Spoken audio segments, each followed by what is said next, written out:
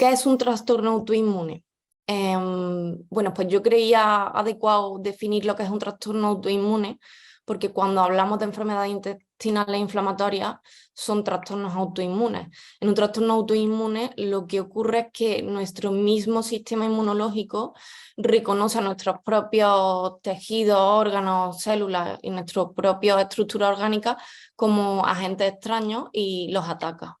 Entonces, las enfermedades inflamatorias intestinales lo que ocurre es esto, pero afectando concretamente a la zona gastrointestinal, a la zona al nivel digestivo, porque como ahora veremos, depende del tipo de enfermedad inflamatoria intestinal del que estemos hablando, puede afectar a una zona u a otra. Sí que se ha visto que existen dos condicionantes muy principales en este tipo de enfermedades, que son tanto el factor inmune como el factor genético. El factor genético parece tener un papel muy influyente porque se ha visto que en personas que tienen antecedentes familiares con enfermedades inflamatorias intestinales son bastante propensas a acabar generando a lo largo de su vida este tipo de enfermedades.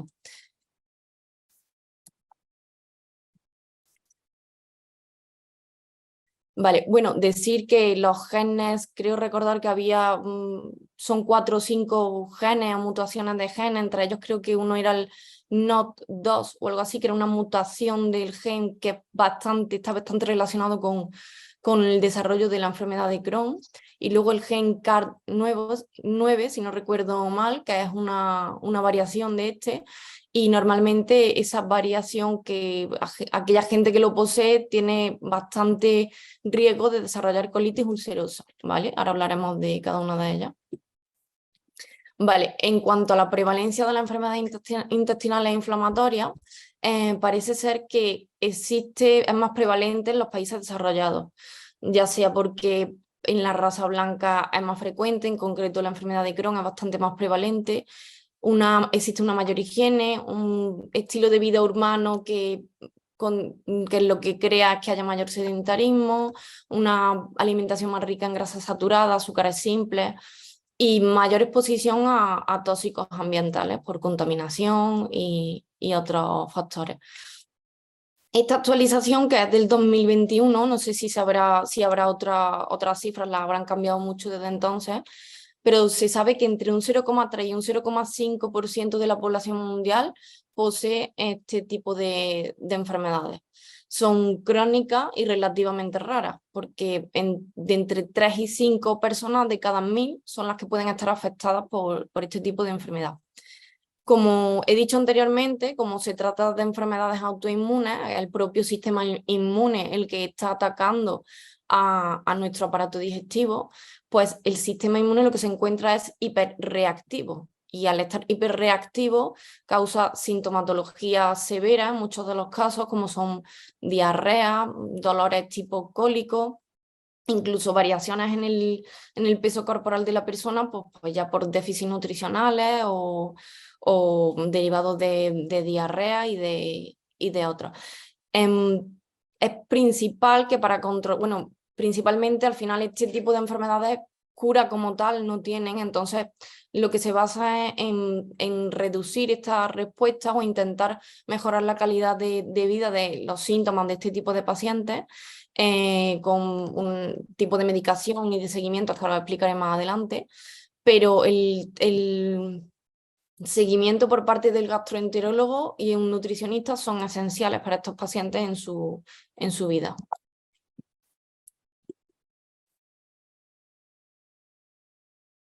Vale, ¿qué son las enfermedades intestinales inflamatorias? Pues, como ya he dicho, son trastornos autoinmunes, son crónicas y afectan únicamente al sistema digestivo, aunque luego de tal manera cuando se cronifican sí que pueden derivar en otro tipo de patologías, pero principalmente donde comienzan es a nivel digestivo. Es una inflamación persistente, es decir, está siempre latente en el sujeto.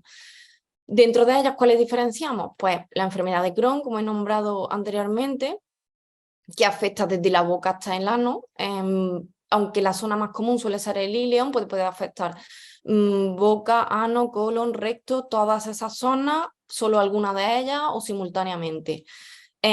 Síntomas principales pues son bastante comunes entre las enfermedades inflamatorias, los síntomas, pero bueno, dolor abdominal, diarrea, pérdida de peso, fatiga por este déficit de estas pérdidas de nutrientes, incluso se puede cursar con fiebre en brotes graves. La colitis ulcerosa, que principalmente en este caso no afecta nada más que al colon y al recto, no afecta a otra parte del sistema digestivo, solamente intestino grueso y zona rectal, y también cursa con una inflamación, pero en este caso con úlcera y sangrado. Los síntomas son muy parecidos, pero en estos casos puede haber diarrea sanguinolenta y tenesmo, que es una necesidad por ir al baño. Otro tipo de colitis que existe, que es menos común y más complicado de diagnosticar, es la colitis microscópica. En esta reside y existe una inflamación colónica, pero sin embargo, al vista del endoscopio, no existe o no es visible, que ahora os enseñaré en unas imágenes, no existe una inflamación clara. Entonces, no se observan úlceras, no se observa ningún tipo de afectación. Dentro de la microscópica, esta inflamación a nivel microscópico, existe la linfocítica y la colágena. En la linfocítica lo que existe es un aumento de la producción de linfocitos, y en la colágena un depósito anormal en la capa externa del colon, que es la capa muscular y externa, de colágeno, que es un tipo de proteína. En estas imágenes es lo que os estaba comentando hace un momento. En la imagen de la izquierda lo que podemos ver es pues, a un paciente donde se le hizo una endoscopia y bueno, pues a simple vista hay erosiones de manera aislada en la zona de las imágenes superiores. Se ven que hay pequeñas zonas con alguna que otra erosión, pero sin embargo, por lo general la mucosa parece que está bastante sana en gran parte del colon. Sin embargo, a vista de microscopio, al realizar una toma histológica, se puede ver que sí que existe una deposición de numerosos linfocitos intraepiteliales. Es más, en la imagen derecha inferior podemos ver cómo existen hasta microaccesos crísticos, es decir, entre las vellosidades intestinales, que son como los pelillos absortivos que tenemos en el intestino, entre microvellosidad y microvellosidad existe un hueco llamado crista, pues ahí se forman en muchos casos en colitis abscesos donde pues, existe una microinfección donde hay cúmulo de pus y se causan pues esto que podemos ver en esta imagen. Sin embargo, a vista del endoscopio, pues a lo mejor no son visibles y sin embargo sí que existe una inflamación presente.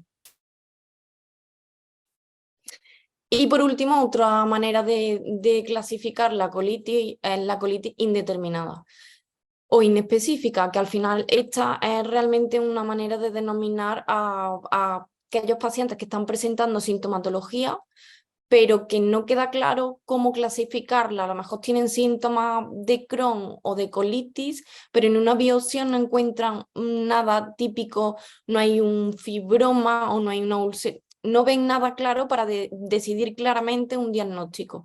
Entonces, normalmente este tipo de pacientes requieren un seguimiento bastante continuo, porque la enfermedad lo más lógico, lo más normal es que acabe avanzando y conforme avanza acaba esclareciéndose el tipo de enfermedad del que estamos hablando, ya sea Crohn o colitis, siempre acaba en una o en otra. Es muy importante este tipo de seguimiento porque cuanto antes se haga el diagnóstico, mejor. Hay casos en los que no se diagnostica a tiempo, por decirlo así, aunque la enfermedad vaya a seguir avanzando, pero hay veces que si un diagnóstico es tardío puede crear ciertas secuelas a nivel digestivo que ya no sean reemplazables, ¿vale?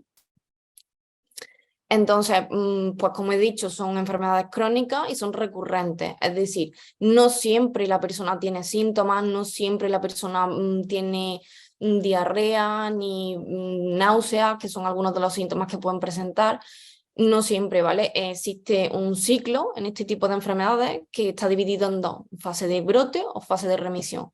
En la fase de brote, Estos pacientes pues presentan bastantes síntomas, depende del brote, pues puede ser un brote grave donde presente bastante sintomatología o simplemente, pues bueno, presenta síntomas. O en fase de remisión, donde el paciente pues sí sabe que tiene un diagnóstico de colitis o de enfermedad de Crohn, pero se encuentra estable, ¿vale? Normalmente siempre el diagnóstico de este tipo de enfermedades lo debe de hacer un médico digestivo. Y hay casos en que ahora también lo explicaré un poquillo más adelante, pero bueno, en los que casos graves, en los que si hay un brote muy, muy brusco, puede ser necesaria incluso la cirugía y pues tener que eliminar partes afectadas del intestino u otras. También a lo mejor puede ser necesario cambiar la dieta y obviamente es necesario tener un tratamiento medicamentoso diario, ¿vale?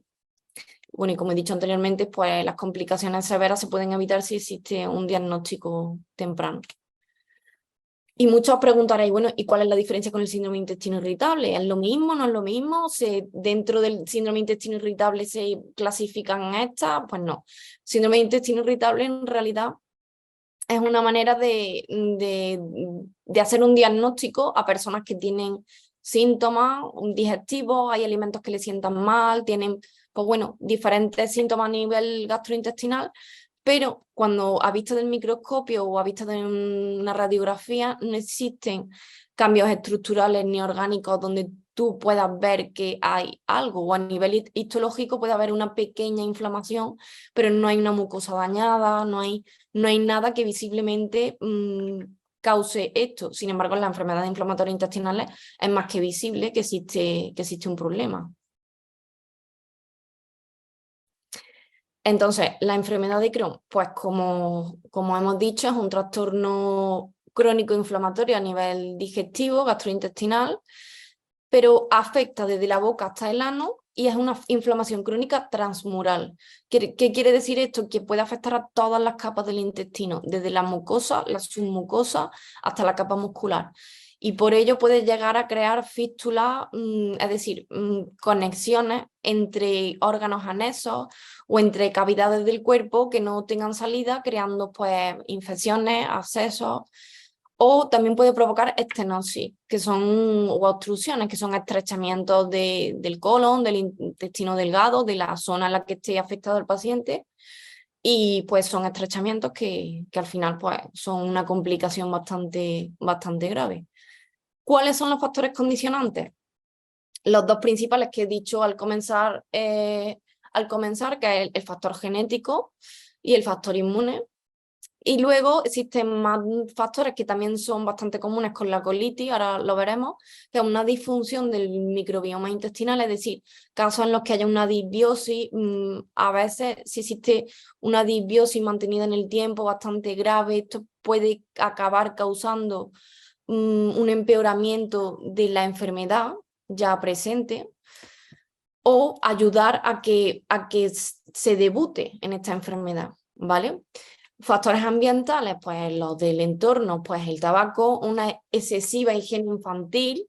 ¿Por qué? Pues porque cuando justo lo contrario siempre con los bebés y demás en la infancia tenemos mucho cuidado con la higiene, queremos que el niño no esté expuesto a tóxicos, a suciedad, y hay veces que eso puede ser contraproducente. Una higiene excesiva no permite al sistema inmune que madure de manera regular y a lo mejor cuando se expone a ciertos ambientes externos porque en algún momento se va a tener que exponer a esto, pues el sistema inmune sí que puede crear una hiperreactividad al no saber cómo reaccionar frente a esto. Y se ha visto que hay cierta asociación en concreto con la enfermedad de Crohn, porque con la colitis ulcerosa no existe tanta relación con una higiene excesiva en la infancia. Infecciones perianales, es decir, en este caso he comentado que la enfermedad de Crohn puede crear infecciones perianales, pero también las infecciones perianales pueden cursar o ayudar a que curse una enfermedad de Crohn, ¿vale? Y luego factores dietéticos, como he dicho, en una sociedad occidentalizada o bastante más desarrollada, pues tenemos unos patrones normalmente alimentarios bastante poco saludables, en los que existe un alto consumo de hidratos, de harinas refinadas, de azúcares simples, de grasas saturadas, que son proinflamatorios, que al final lo que van a hacer un coadyuvante de esta inflamación, que tarde o temprano pues puede acabar apareciendo en muchos de los casos. Es una afección, la enfermedad inflamatoria intestinal, en concreto la de Crohn, es una afección compleja y multifactorial que, aunque existe información acerca de ella, todavía queda mucho por ver. Aquí os he puesto unas imágenes de cómo sería a vista del endoscopio un intestino con Crohn, con enfermedad de Crohn. En la primera imagen podemos ver cómo existen bastantes fibromas en el colon, que en este caso, como esas pequeñas bolitas o bultitos, son fibromas que se crean en el colon y que dificultan la absorción, incluso el paso, porque si veis al final en la luz intestinal de esta primera foto, se ve que hay un estrechamiento, una estenosis bastante grave y bueno, pues dificulta el paso del alimento. También en las demás imágenes podemos ver cómo existe unas ulceraciones o incluso una supuración porque existe pus o líquido